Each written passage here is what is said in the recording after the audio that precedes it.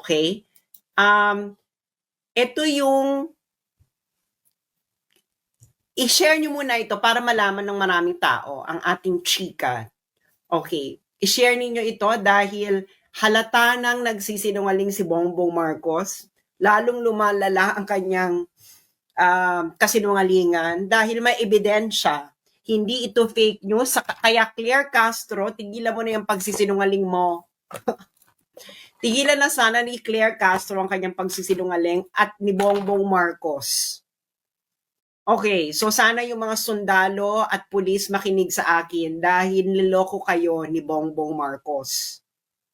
Which is what's going to be revealed. And hindi ito fake news because this is based on evidence galing mismo sa ICC. So, i-release nyo ito, i-share nyo na sa inyong mga chat groups, kainuman, kabarkada, kaek-ekan. Ayan, para malaman ninyo kung nakikinig kayo, ha? Kung nakikinig kayo, yung mga sundalo at pulis, sana nakikinig kayo. Hindi ba? Dahil niloloko na naman tayo ng ating commander in Coca-Cola. Ay, nako. Okay. So, ano ba tong sinasasabihin ko ngayon? Okay. Bibigyan ko muna kayo ng konteksto. Okay. Eto. Naalala nyo tong sinabi ni BBM. Yan. Ang sabi niya, palakihin natin para makita nyo. Okay. Okay. So, ang sabi ni Bongbong Marcos, di ba kasi pinatanong siya, bakit mo sinurrender? Di ba, bakit mo sinurrender? Ang sabi ni Bongbong Marcos, Interpol asked for help and we obliged because we have commitment to the Interpol. We have to fulfill. Okay. If we don't do that, they will no longer help us with other cases involving Filipinos fugitives abroad. Okay. So, ang sabi niya, may request kasi yung Interpol Kaya, sinurrender. So, kaya namin sinurrender kasi may request yung Interpol. Kaya hindi natin to ginawa, baka hindi na tayo tulungan ng Interpol sa mga fugitives abroad.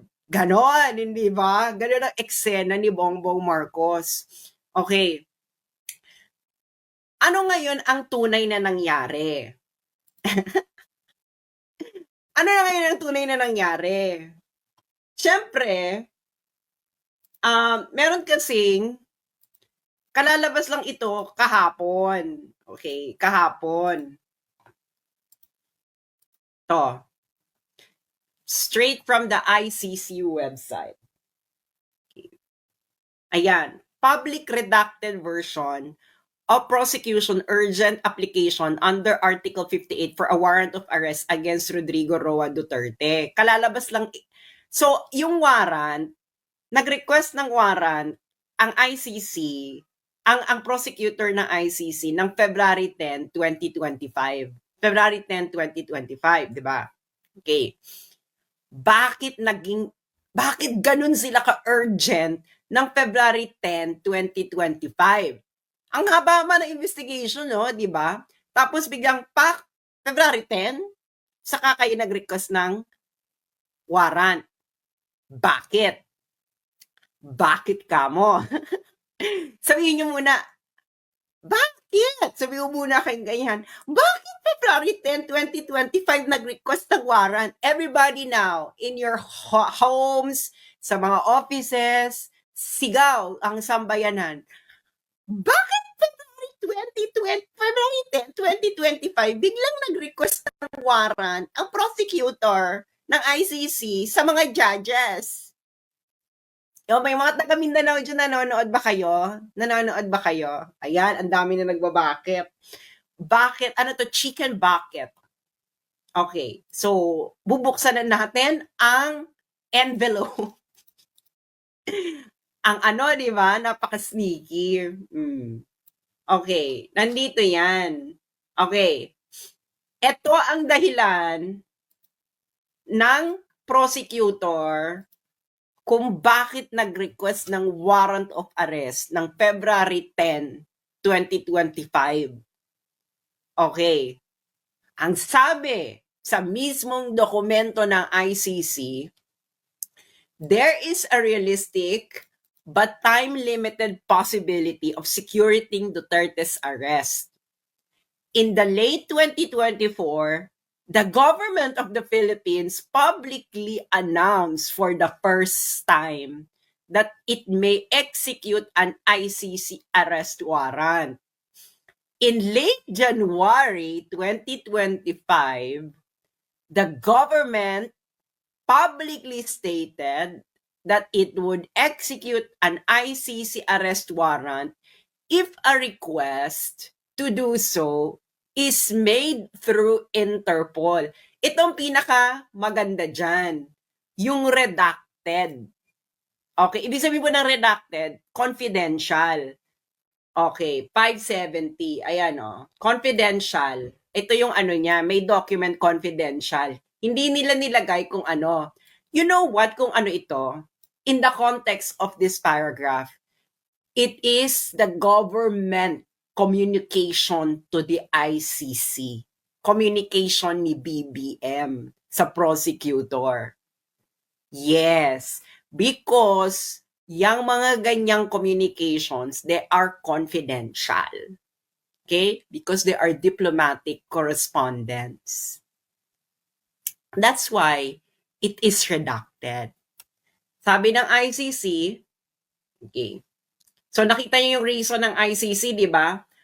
Public statement ng gobyerno ni Bongbong Marcos at ang suggestion noong January 2025 ni Bongbong Marcos ng gobyerno niya na i-execute namin ang ICC warrant.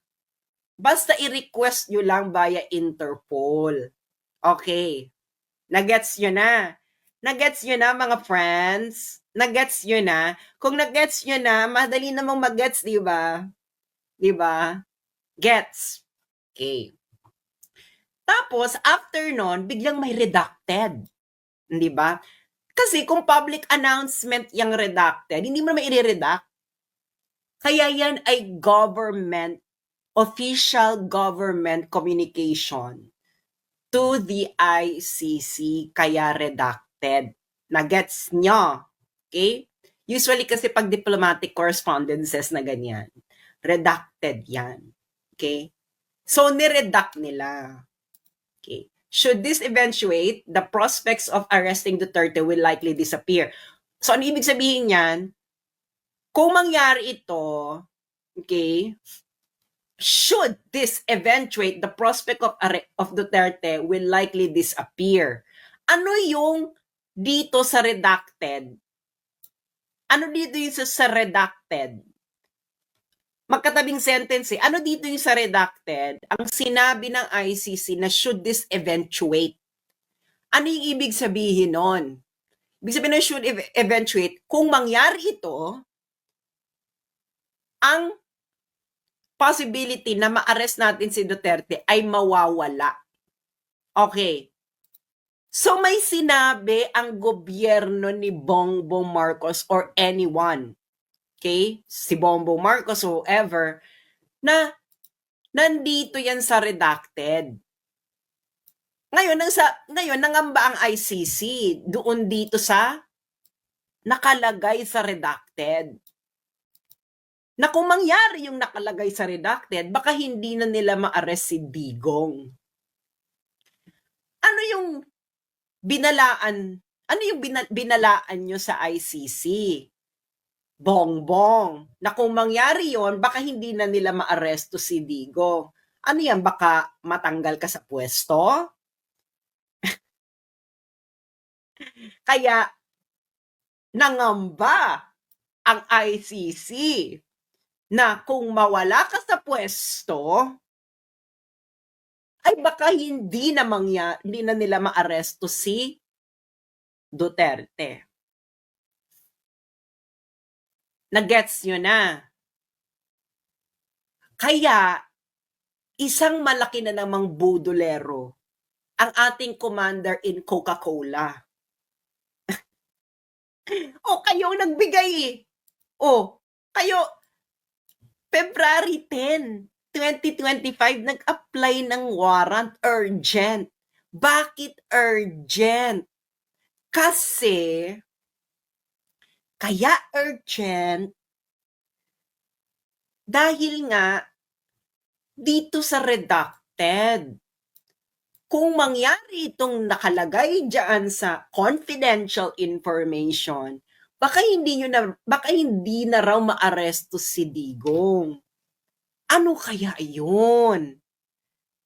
Philippine government. So, you are actively nakikipagsabwatan kayo sa ICC. Okay? Yung sinabi mo, Bongbong,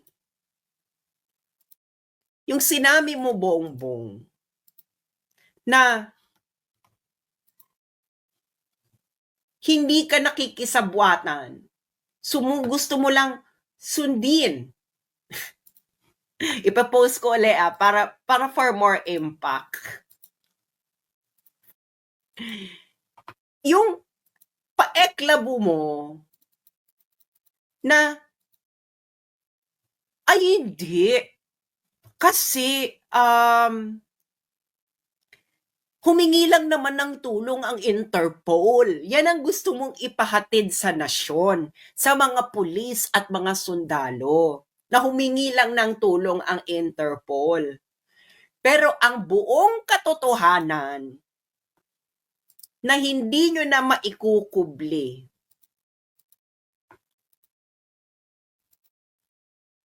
kayo ay actively nakikipagsabwatan sa ICC. Oh, 'di ba? Interested ako dito kasi hindi ito marireveal eh kasi this is a confidential information. Itong sa redacted, okay? Kasi dahil sa redacted na 'yan sa official government communication sa ICC, nangamba ang ICC, ang prosecutor ng ICC. Nako, kung mangyari yung nakalagay sa redacted, baka hindi na natin maaresto si Duterte.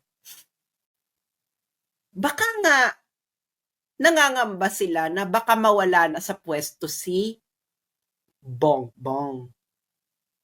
At yun yung nakalagay sa redacted, na maybe there's a possibility na mawawala ka, at kung mawala ka, mawawala na yung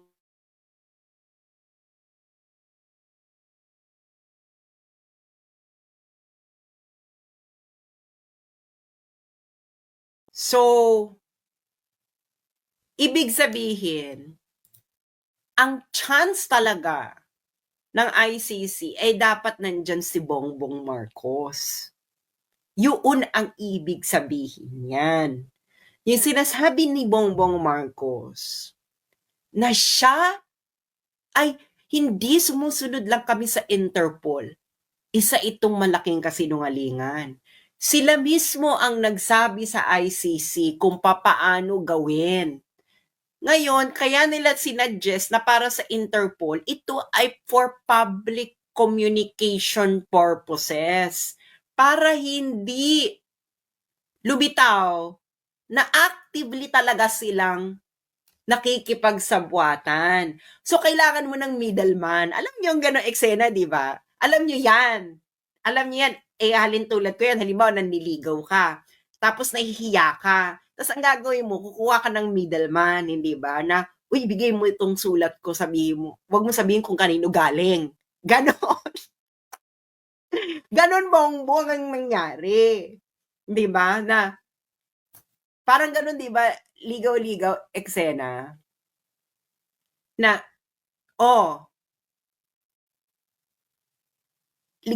bigay mo tong ko, yung, di ba kung may crush ka, di ba? Kung may crush ka, tapos nahihiya ka, ang gagawin mo, kukuha ka ng conduit or ng middleman. Sasabihin mo sa middleman na, uy, bigay mo sa kanya pero wag mong sasabihin na galing sa akin. Ganon. So, ikaw, tigilan nyo na yung pagkukunwari. You actively participated. Kayo ang nagbigay. Kayo ang nagbigay ng way. The best way. Di ba? O ganito na lang. Parang ganito yan eh. ICC. Gusto na namin mawala si Digong dito sa eksena. Okay? Pero ganito gawin natin kasi baka baka masama sa panlasa kung talagang actively kaming lalabas na ipakukulong namin si Digong. Ganon. Kaya, sabi ng gobyerno ni Bongbong, i-execute namin ng warrant, pero padaanin niyo sa Interpol. Ganon. Di ba? Ganon, di ba? Oh, ganon ang nangyari. Hindi ba? Kung ano yung sinasabi ni Bongbong, yun din ang nakalagay dito sa ICC document na kaka-release lang kahapon. Na sumusunod lang naman kami sa Interpol. Gago ka ba? Bakit hindi ka susunod? Ikaw nga nag-suggest. Ang gobyerno mo nga ang nag-suggest. Ang gobyerno ni Bongbong Marcos ang nag-suggest sa ICC na padaanin niyo sa Interpol. Ngayon, si Bongbong, sasabihin niya sa nation, nag-request kasi ang Interpol eh. Gag si. Kaya mo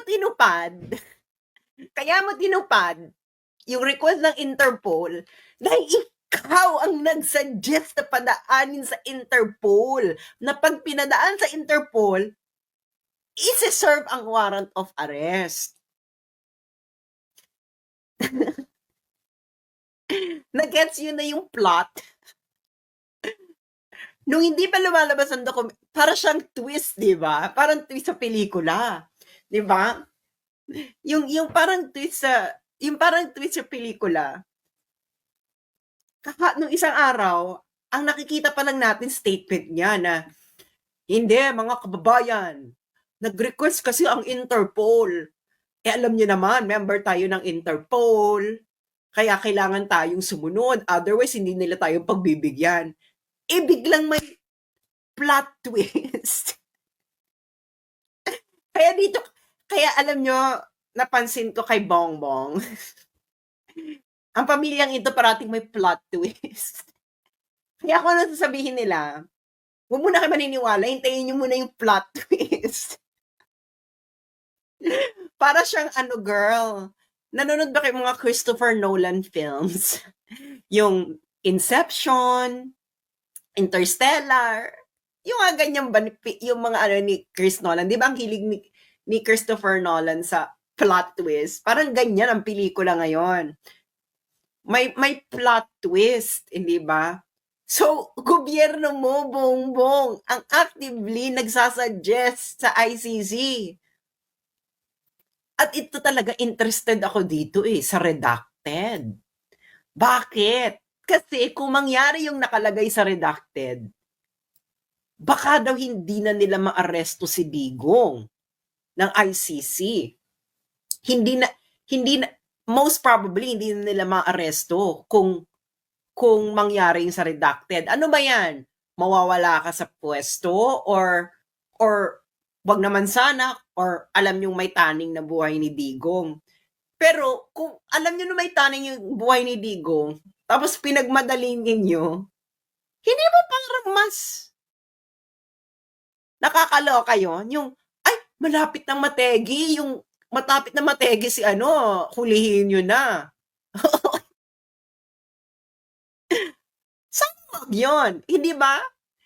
Pero, well, given na ang gobyerno natin ay commander in Coca-Cola, hindi malayong pwede rin yon, hindi ba? Alam niyo naman, ang mga adik, animal.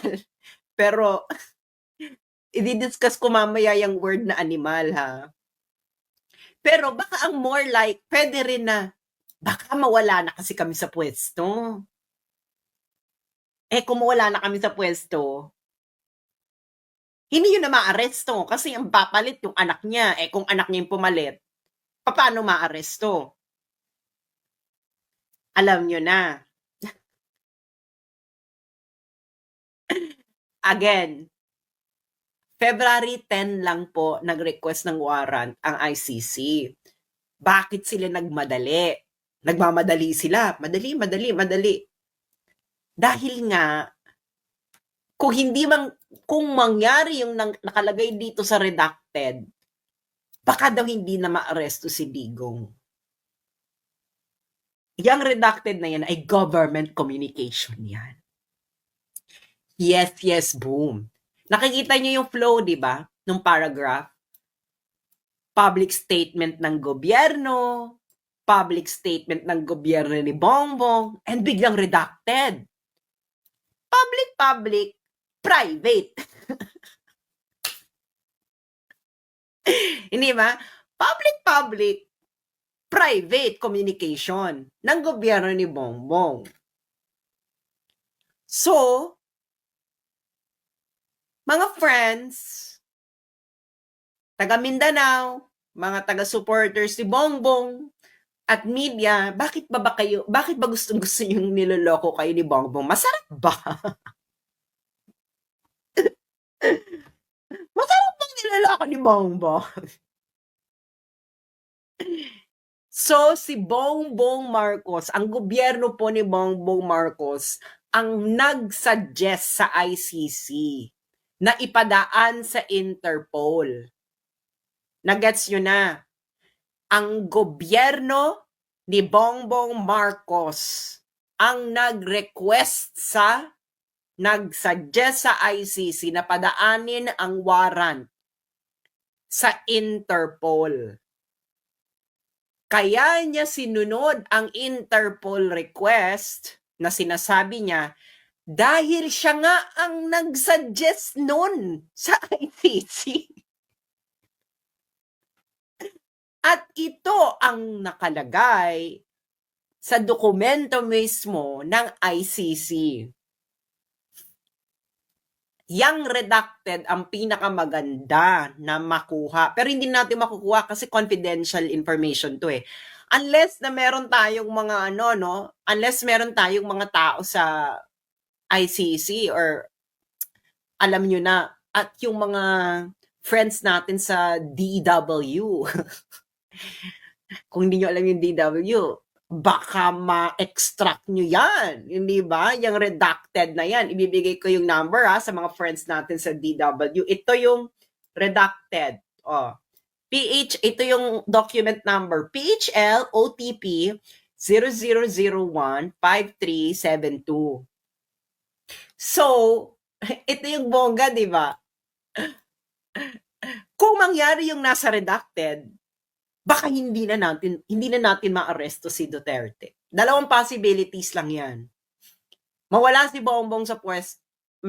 Baka may sinabi yung gobyerno na baka kasi wala na kami sa pwesto Kung wala na kami sa pwesto, hindi na maaresto yung si Digong. Kasi anak niya na yung papalit. Ganon.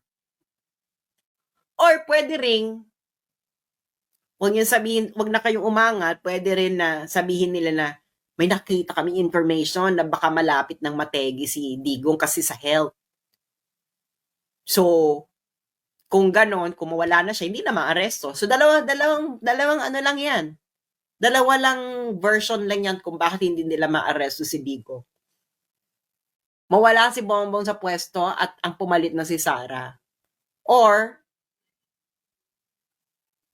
si Digong ay mamaalam na. Baka because of health, ganyan. Hindi ba? In both scenarios, we can associate with the commander in Coca-Cola. Naka-Coca-Cola yan. Hindi ba? Ikaw kasi Digong. Alam niyo kung bakit? Galit talaga ang adik kay Digong. Ganun lang kasimple yun. So, ganyan yan. Okay? Gobyerno ni Bongbong Marcos talaga ang nag-suggest sa ICC na padaanin sa Interpol. Para nga naman, pag nagsalita sila in public, hugas kamay, hindi ba? Pontius Pilate na, hoy ha, wala kaming kinalaman dyan. Nag-request lang naman ng Interpol. Nandito sa dokumento ng nandito sa dokumento ng ICC, kayo pala nagbigay ng suggestion na yon.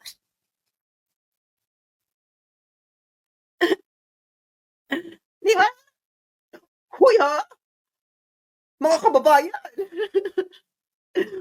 mga kababayan, hindi kami nag-surrender, nag-request lang ang Interpol.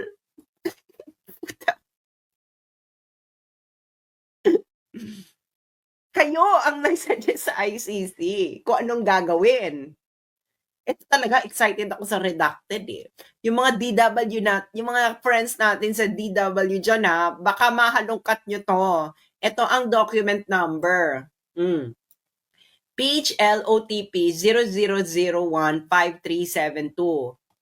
Confidential document yan. So, official government communication. Yan, di ba? So, kasi dito, ang urgent request nila nakabase sa sinabi ng gobyerno ng Pilipinas. Noong 2024, noong 2025, and of course, before February 10, 2025.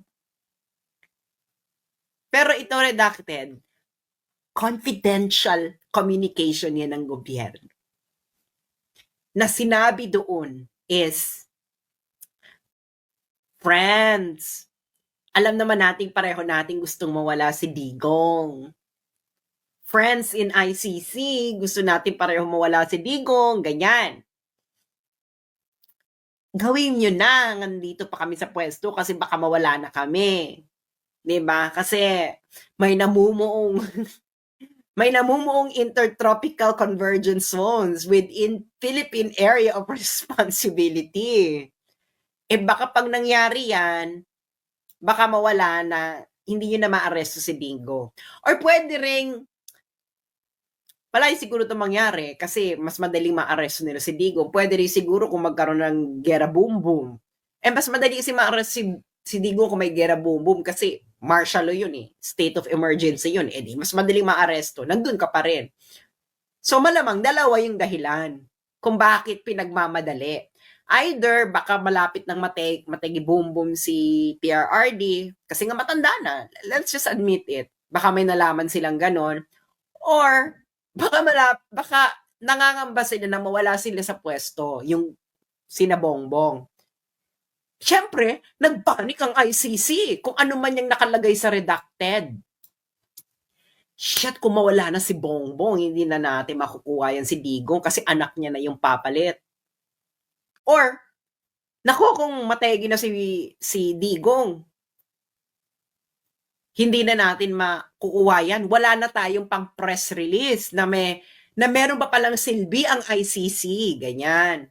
Kasi friends, ngayon, nanganganib ngayon ang ICC kung may silbi pa siya. Hindi ba? So talagang the stars aligned, the stars of the ICC and Bongbong Marcos aligned. Alam nyo na, yung isa, Bongbong, tanggalin na yan dito si Digong. Ipa-ICC na natin. Yun ang best way kay Digong na tanggalin si Digong. Well, there are two things that Digong want to do. Pwede niyang ininoy si PRRD or let the ICC handle the problem. Ganon. Nagigets ninyo? Ngayon, ni Bongbong, let's ICC handle the problem. Sabihin natin, aarestuhin natin, pero padaanin nila sa Interpol. Ganyan. So ngayon, ano kayo ngayon?